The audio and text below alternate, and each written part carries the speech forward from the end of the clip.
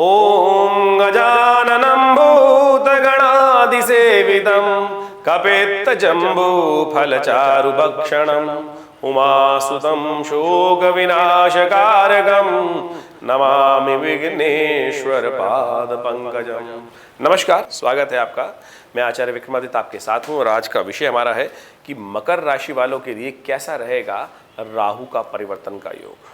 30 अक्टूबर को राहु परिवर्तन होने जा रहे हैं और इससे पहले जो राहु चल रहे थे करीब करीब 18 महीनों से चतुर्थ भाव में। चतुर्थ भाव सुख का भाव है, चतुर्थ भाव जायदाद का भाव है, चतुर्थ भाव संपूर्ण प्रकार के वाहनों के सुख का भाव माना जाता है, घर जमीन जायदाद का भाव माना जाता है, माता का भाव माना जाता है। और जिस प्रकार से चतुर्थ भाव में राहु पिछले 18 महीने से चल रहे थे और वहाँ पर उन्होंने इन सब कई प्रकार के सुखों पर अंकुश लगा रहा था। आपके भाग्य के अनुसार से, आपकी राशि के अनुसार से, आपके ग्रह गोचरों के अनुसार से और मूल कुंडली के हिसाब से जितना सुख मिलना चाहिए था उन सब में राहु ने वहाँ आकर गोचर में अंकुश लगा रखा था। अब राहु परिवर्तन की तरफ जा रहे हैं 30 तारीख को। बृहस्पति भी वहाँ आए अप्रैल 2023 के अंदर, तो उम्मीद जागी कि बृहस्पति वहाँ पर आके सब सुख देंगे योग, क्योंकि बृहस्पति चतुर्थ भाव में आकर बहुत सुंदर योग बना देते हैं, प्रोग्रेस दे देते हैं, सम्मान दे देते हैं, पद दे देते हैं। लेकिन राहु महाराज वहीं बैठे रहे। राहु के कारण से जो जितनी बड़ी प्रोग्रेस जिसकी मिलने के योग थे, जितनी प्रमोशन होने के योग थे, आगे बढ़ने के योग थे, सम्मान प्राप्ति के योग थे, उन सब पे राहु ने अपना अंकुश लगातार लगा रखा था। अब राहु परिवर्तन की तरफ जा रहे हैं। राहु और केतु दोनों परिवर्तन की तरफ जा रहे हैं। राहु जा रहे हैं आपके, विशेष तौर पे आप समझ लीजिए कहाँ जा रहे हैं। राहु आपके तृतीय भाव में जा रहे हैं, मीन राशि के होकर तृतीय भाव में स्थित हो जाएंगे। और तृतीय भाव से किस किस का विचार किया जाता है? तृतीय भाव से विचार किया जाता है भाई बहन के संबंध में। तृतीय भाव से विचार किया जाता है विशेष तौर पर आपके मित्रता के ऊपर। तीसरे भाव से विचार किया जाता है पार्टनर्स के संबंध में, आपके अनुचर जो लोग सहयोगी आपके साथ काम करते हैं, पराक्रम के संबंध में बात की जाती है। कई प्रकार से आपके शौर्य के संबंध में भी, पराक्रम, शौर्य, कितनी इंटरनल स्ट्रेंथ कितनी है, आप जो जिसको वीर्य की बात की जाती है, जो अंदर से बेसिकली ओजस है उसकी बात भी की जाती है, वो कितना है, वो सबका सब तृतीय भाव डिपेंड करता है। और इस भाव में राहु का जाना सबसे शुभ माना जाता है।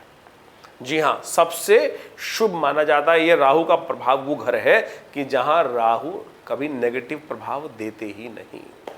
तो ये वारे न्यारे होने का समय आपका आता दिखाई दे रहा है। राहु महाराज आपके लिए बहुत अच्छी सी प्रोग्रेस करने के योग बनाते दिखाई दे रहे हैं और इस भाव में राहु आने के कारण से आपके लिए बहुत आगे आने वाले समय में महत्वपूर्ण परिवर्तन के योग बनते दिखाई दे रहे हैं।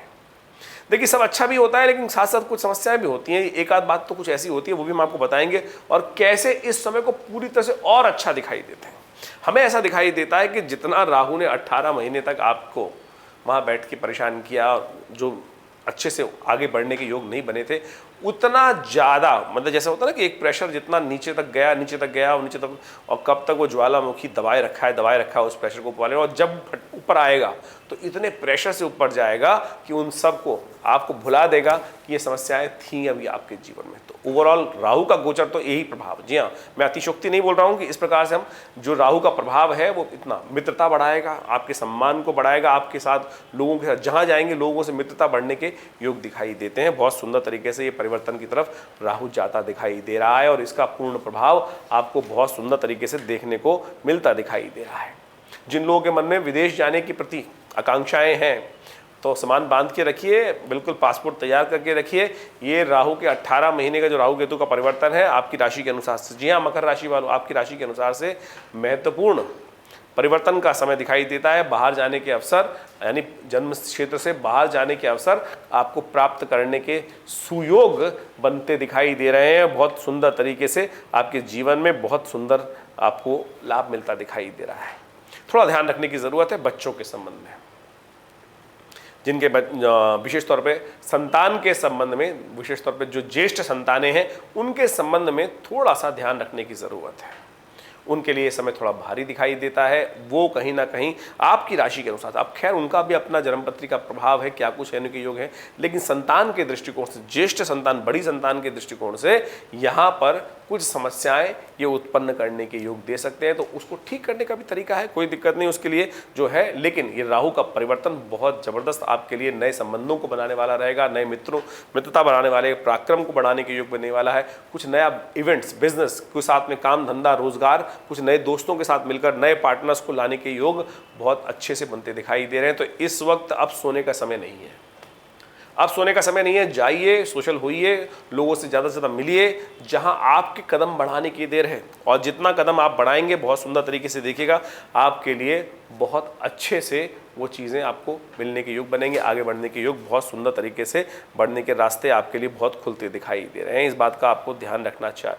आपको एक बात का और ध्यान रखना है, आप खास तौर पर ये जो विशेष तौर पर ग्रहों का योगायोग बनता दिखाई दे रहा है, और इसमें कई प्रकार के सुख प्राप्त होंगे, यानी कंफर्ट्स भी प्राप्त होने के योग बनेंगे और आगे बढ़ने के योग भी बनते दिखाई दे रहे हैं। लेकिन संतान के संबंध में थोड़ा सा कष्ट दिखाई देता है, उसको आपको ठीक रखने की जरूरत है।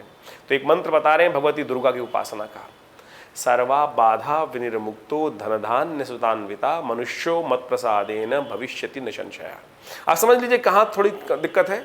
धन धान्य सुतान्विता, ये बात जो भगवती ने स्वयं कही है, 12वें भाव में ये मंत्र आया है, सर्वा बाधा, दुर्गा सप्तशती के, सर्वा बाधा विनिर्मुक्तो धन धान्य सुतान्विता मनुष्यो मत प्रसादेन भविष्यति न संशया। इसका नित्य प्रति जप अवश्य करें।